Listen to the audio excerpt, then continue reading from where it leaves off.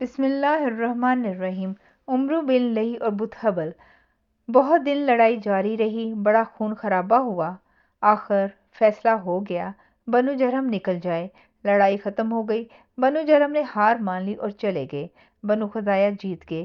وہ مکہ کے مضاف مرا زہران سے اتر کے مکہ کے اندر آ گئے، مکہ کے متولی بن گئے۔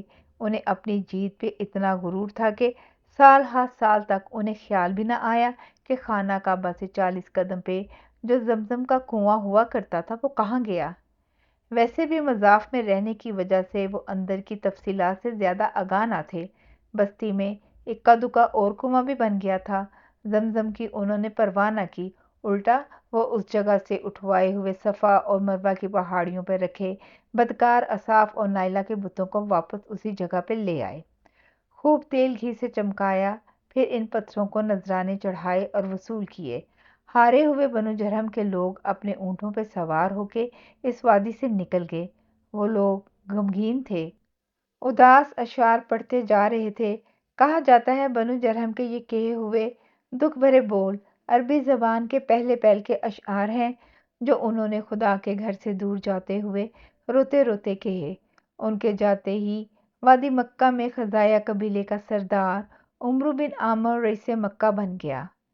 کہنے کو اس قبیلے نے 450 سال تک مکہ کی حکمرانی کی، آخر جس کا حق تھا اسے مل کر رہا، مگر اس عرصے میں مکہ کی وادی میں عجیب واقعات رونما ہو گئے۔ کوئی 100 سال خانہ کعبہ کی چار دیواری کے اندر بت نہیں آئے۔ صحن میں ضرور اصاف اور نائلہ کے ان گھڑے بت پڑے رہے۔ جرمیوں نے کچھ عرصہ انہیں صفا اور مروہ پہ بھی رکھا۔ خزاعہ والے پھر ان بدکاروں کے نشان کو گمشدہ آب زمزم کے کنویں کے پاس خانہ خدا کے سامنے 40 گز کے فاصلے پہ لے آئے۔ پھر ایک بدبخت آدمی آ گیا، بنو خزاعہ کے قبیلے کا رئیس بن گیا۔ وہ عمرو بن لہی تھا۔ ہوا یوں کہ وہ بہت امیر ہو گیا تھا، 20,000 اونٹوں کا مالک تھا۔ ہر 1,000 اونٹوں کے بعد ایک اونٹ کی آنکھ پھوڑ دیا کرتا تھا تاکہ نظر بد سے اس کے باقی اونٹ بچے رہیں۔ یوں اس کی ملکیت میں 20 ایک آنکھ والے اونٹ پھرا کرتے تھے۔ حج کے دن آتے تو وہ 10,000 اونٹوں کی قربانی کرتا، 10,000 کپڑوں کے جوڑے حاجیوں کو پہناتا، گھی شہد اور شکر پلاتا۔ ریاست عظمت اور سرمایہ اور ذاتی زور بازو کے باعث وہ اپنی قوم کا سورما تھا۔ دور دراز کے علاقوں میں بڑے لمبے تجارتی قافلے لے کر سفر کرتا تھا۔ ایسا ہی ایک بد نصیب سفر تھا جب وہ ایک دفعہ مکہ سے شام کے علاقے بلقا میں ٹھہرا۔ وہاں عمالقہ کی حکومت تھی، وہ لوگ بت پوجنے والے تھے۔ یہ اس کے شہر اور بستیوں میں گھومتا پھرتا ان کے کسی مندر میں جا پہنچا۔ رنگا رنگ لکڑی کے، پتھر اور دھات کے سجے سجائے بت ایستادہ ہیں، اور مقامی لوگ ہاتھ جوڑے ان سے اپنے دلوں کی خواہشوں کی فریاد کر رہے ہیں۔ کوئی اولاد کے لیے منتیں کر رہا ہے، کوئی مال و جواہر کے لیے تڑپ رہا ہے، اور کوئی بتوں سے بارش طلب کر رہا ہے۔ عمرو بن لہی کے ساتھ اس کے میزبان ساتھی تھے۔ یہ سب کچھ دیکھ کے بڑا حیران ہوا، پوچھنے لگا یہ مٹی پتھر اور لکڑی کے بنائی ہوئی چیزیں کیا ہیں جن سے تمہارے لوگ فریاد کر رہے ہیں؟ وہ بولے ہم نے اپنے خدا بنائے ہیں۔ اپنے خدا؟ تم خود بناتے ہو؟ ہاں۔ کیوں؟ ان سے جو مانگا جاتا ہے وہ یہ دے دیتے ہیں۔ مجھے بھی دیں گے؟ اپنے کچھ خدا کچھ بت۔ وہ لالچی کم عقل اور کوتا اندیش تھا، اسے اندازہ ہی نہ ہوا کہ جس چیز سے وہ مانگنے بیٹھے ہیں وہ ان انسانوں سے کمتر اور حقیر ہیں۔ کیسے ان کی دعاؤں کو قبولیت دے سکتے ہیں؟ الٹا خود انہیں دیکھ کر انہی کی طرح ہاتھ پھیلا کے ان کے بتوں کے آگے بیٹھ گیا۔ عرب کے بت کدے۔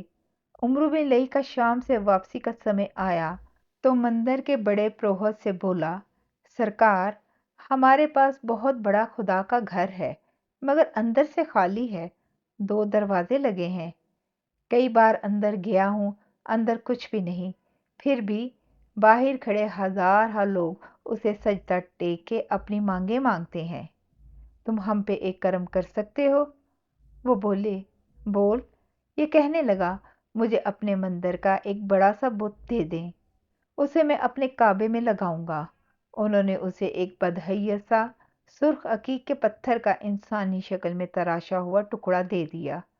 उसका दायां हाथ टूटा हुआ था और बोले, ये हबल है, इससे मांगना, इसके नारे लगाना, जय हबल।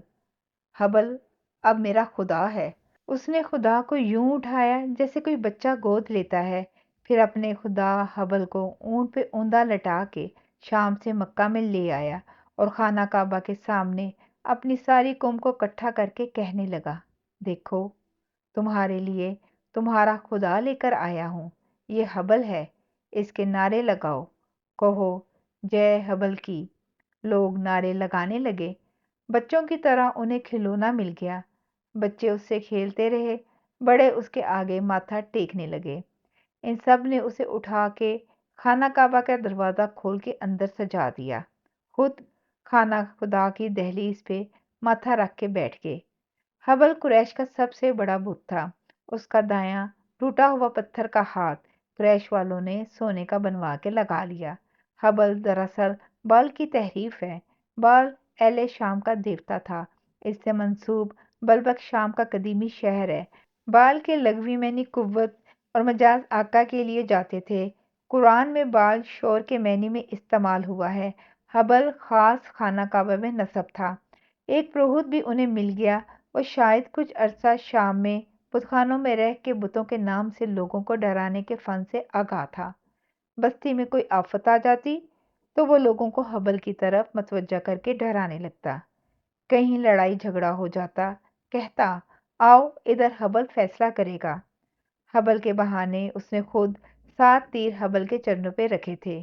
कुछ पे लिखा था नाम मतलब हाँ, और कुछ पे ला मतलब नहीं। जैसे सिक्का लेके इससे हेड और टेल का टॉस करते हैं, वो तीरों से फैसले करने लगा। कहता, आओ इधर, हबल फैसला करेगा। जारी है। जज़ाकल्लाह खैर।